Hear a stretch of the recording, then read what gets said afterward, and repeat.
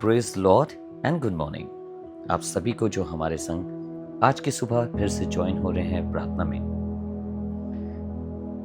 इस सुबह के लिए और आज के दिन के लिए हम खुदावंद की शुक्रगुजारी करते हैं, जिसने मुझे और आपको ये मौका दिया है कि हम कुछ लम्हा, कुछ समय अपने खुदावंद के साथ फिर से बिता सकते हैं। और मैं ये दुआ करता हूँ, जब आज आप खुदावंद के कलाम को सुन रहे हैं तो खुदावंद का ये कलाम आपसे बात करे, मुझे और आपको अपनी शिक्षा दे और हमारे जीवनों के लिए आशीष का कारण हो। Good morning and praise the Lord, and I'm so glad that I'm able to come again once again to share the word of God with you. This is my prayer that may this word that Lord is about to give us may dwell in a life and bring fruit. The word that I'm going to share with you is from the book of Proverbs, chapter 24 and verse 32. We have learned this yesterday, that how the word of God talks about a slothful person and the vineyard of somebody who doesn't have understanding. हम जब खुदा का कलाम हमने कल पढ़ा तो हमने देखा किससे किसे खुदा एक निर्बुद्धि और आलसी मनुष्य की बात करता है और बताता है कैसे एक व्यक्ति कह रहा है कि जब मैंने उनके खेत से, उनके जगह से गुजरा मैं, तब मैंने देखा कि कैसे उनका खेत नाश हुआ पड़ा है, कटीले कांटों के पेड़ हैं, उनके बाड़े गिरे हुए हैं। पर आज हम इसकी 32वीं आयत को पढ़ रहे हैं, नीति वचन 24 उसकी 32वीं आयत को। क्या लिखा है यहाँ पर? तब मैंने देखा और उस पर ध्यान पूर्वक विचार किया। एक अलग शिक्षा की बात कर रहा हूं आपसे। बहुत सी चीजों को मैं और आप देखते हैं, पर देखने के बावजूद भी उस पर विचार नहीं करते।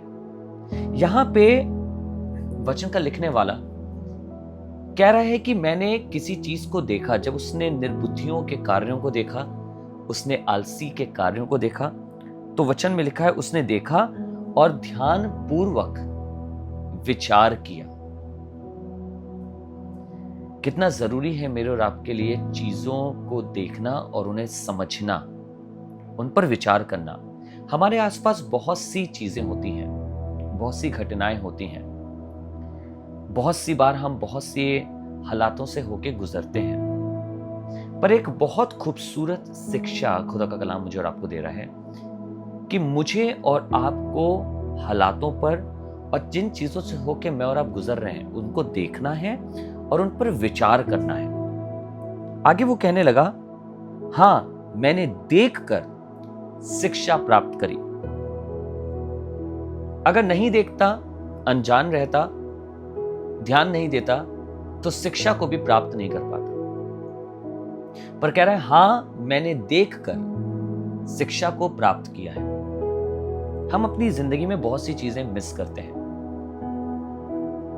पर अगर मैं और आप अपने चारों तरफ होने वाली चीजों पे, घटनाओं पे दृष्टि डालें, अपनी खुद की जिंदगी में ऑब्जर्व करें, if we could just look around and observe things that are happening in a life, just like the person who has written this, and he says in verse 32, then I saw and considered it well, I looked upon it and received instruction. When you see things happening around you and when you see what is happening in others' life, you and I can really learn a good lesson from that. जब हम और आप दूसरों की जिंदगियों को देखते हैं और देखते हैं वहां क्या हो रहा है, तो उससे बहुत अच्छा सबक सीख जाने की मुझे और आपको जरूरत है। हम कई बार देखते हैं कई लोगों के संग बड़ा बुरा हुआ, उनके घर पे बरकत नहीं या उनको बरकत नहीं मिली, पर मैं और आप उस पर ध्यान ही नहीं देते। नहीं मिली तो नहीं मिली, but we need to see why is it happening in their life. क्यों हो रहा है? क्योंकि उससे आप शिक्षा प्राप्त कर सकते हैं। ऐसे ही जैसे इसने प्राप्त किया दूसरे के खेत को देखकर, दूसरे की जमीन को देखकर, एक आलसी की जमीन को देखकर, एक निर्बुद्धि के वाइनयार्ड को देखकर, और इसने देखा किस तरीके से उसमें कांटे लगे हैं, उसके पेड़ खराब हो रहे हैं, उसका बाड़ा गिरा हुआ है। So you know what he is doing, he is learning through it. वो उससे सीख रहा है। Why their vineyard has not been blessed? He is learning. Why it's not been blessed? Because this person to whom this vineyard belongs, he doesn't have any understanding. The slothful person, he is not taking care of his land. That is why everything is happening. So we need to learn when we see other people, when we see circumstances, when we see situations. मुझे और आपको सीखने की जरूरत है। आइए आज सीखें लोगों की गलतियों से, सीखें उनके जीवनों से, सीखें जब कोई ब्लेस्ड हुआ है तो क्यों हुआ है, सीखें अगर किसी के घर में बरकत है तो क्यों है, क्या उसकी फेथफुलनेस खुदा बाप के साथ ऐसी बनी हुई है, क्या उसने अपने आप को इतना मजबूती से परमेश्वर के संग रखा, इस वजह से उसके घर में ऐसी बरकत आई है, क्या वो खुदा के नियमों का पालन कर रहा है। और देखिए जिसके घर में बरकत नहीं है तो क्यों नहीं है, वो क्या परमेश्वर से दूर है, क्या उसने परमेश्वर के नियमों को नहीं माना, क्या उसने खुदावंद पर भरोसा नहीं रखा। क्योंकि ये सब चीजें जब मैं और आप देखेंगे, सीखेंगे, तो मेरे और आपके जीवन आशीषित होंगे। आइए दुआ करें।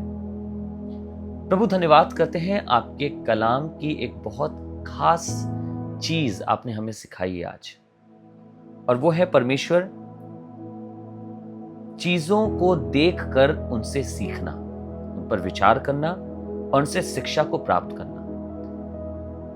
हम बहुत बार अपने चारों तरफ होने वाली चीजों से प्रभु कुछ नहीं सीखते हैं, अपनी गलतियों से नहीं सीखते हैं, दूसरों की आशीषों से नहीं सीखते हैं, पर परमेश्वर चाहते हैं कि हमें ये बुद्धि दे, हमें समझ दे कि हम ऐसी चीजों को देखें और उनसे शिक्षा प्राप्त करें और अपने जीवनों को आपके वचन के अनुकूल बना सकें। धन्यवाद प्रभु आपकी सहायता के लिए, जो आपने अपने वचन को जानने के लिए हमारी करी है। प्रभु चाहते हैं आपका वचन हमारे अंदर वास करे, हमारी जिंदगियों के लिए और हमारे द्वारा बहुतों की जिंदगियों के लिए आशीष का कारण। इस प्रार्थना को जीवित खुदावंत प्रभु यीशु के नाम से मांगते हैं, आमीन।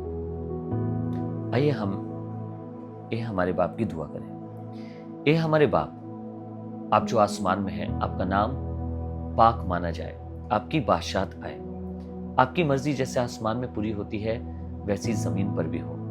हमारी रोज की रोटी आज हमें बख्श दीजिए। जिस तरह हम अपने कसूरवारों को माफ करते हैं, हमारे कसूरों को भी माफ करिए। हमें आजमाइश में ना पड़ने दीजिए, परंतु बुराई से बचाइए, क्योंकि बादशाहत, कुर्दत और जलाल हमेशा आप ही का है। आमीन। God bless you. परमेश्वर आप सबको बरकत दे।